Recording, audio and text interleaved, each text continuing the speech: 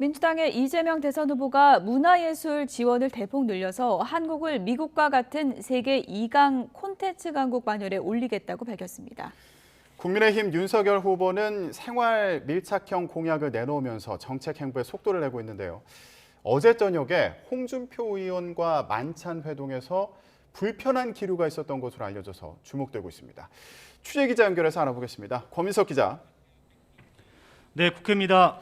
네, 더불어민주당 이재명 후보, 오늘 움직임부터 알아볼까요? 네, 이재명 후보는 조금 전 서울 인사동에서 문화예술 공약을 발표했습니다. 한국을 미국과 함께 문화 콘텐츠 세계 2강으로 만들겠다며 문화 예산을 국가 재정의 2.5% 수준까지 늘리겠다고 밝혔습니다.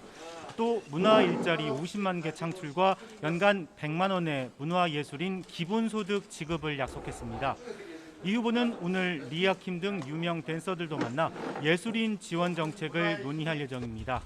이 후보는 아울러 세계적 투자가 짐 로저스와 감염병 위기, 4차 산업혁명 등을 주제로 온라인 대담도 진행합니다. 이런 가운데 불교계와 갈등해온 정청래 의원이 어제 이 후보 측 핵심 관계자의 탈당 권유를 받았다가 거부했다고 밝혀서 논란이 일었는데요. 조홍천 의원이 오늘 아침 라디오에서 정 의원의 탈당 결단이 필요하다고 재차 언급하는 등 여진이 이어지고 있습니다. 네, 국민의힘 윤석열 후보 일정은 어떻게 되나요? 네, 윤석열 후보는 언론사 가상자산 컨퍼런스에 참석하는 것으로 오늘 일정을 시작했습니다. 어제 코인 투자 수익 5천만 원까지 비과세를 공약한 데 이어 연 이틀 청년이 중심인 코인 민심에 공을 들인 겁니다. 공약 발표도 이어지는데요.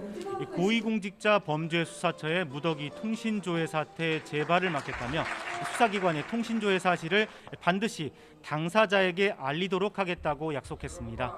또 연말정산, 양육지원, 반려동물에 관한 3가지 생활 밀착 공약 발표도 예정돼 있습니다.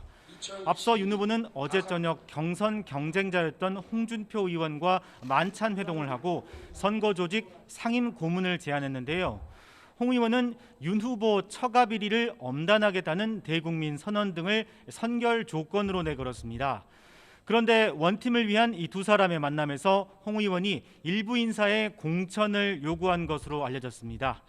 윤 후보는 여기에 불쾌감을 드러낸 것으로 전해졌습니다. 또 오늘 아침 회의에서 이를 겨냥해 권영세 선거대책본부장이 구태를 보인다면 지도자 자격은커녕 당원 자격도 인정받지 못할 거라고 경고하기도 했습니다. 윤 후보가 오늘 공약 발표 후 1분 1답 브리핑에서 이 같은 논란에 어떤 입장을 내놓을지도 관심입니다. 네, 대선이 가까우면서 다른 후보들도 바쁘게 움직이고 있는데 오늘 일정 어떻습니까?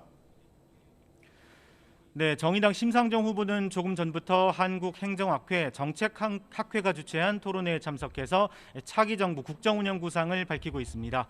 이 토론회에 국민의당 안철수 후보도 오늘 오후에 참석할 예정이고요. 안 후보는 또 오늘 아침 보수 원로인 김동길 연세대 명예교수를 후원회장으로 영입하기도 했습니다. 새로운 물결 김동연 후보는 대전 카이스트에서 과학기술혁신 토론회를 열고 청년 과학기술인과 대화를 나누고 있습니다. 지금까지 국회에서 YTN 권민석입니다.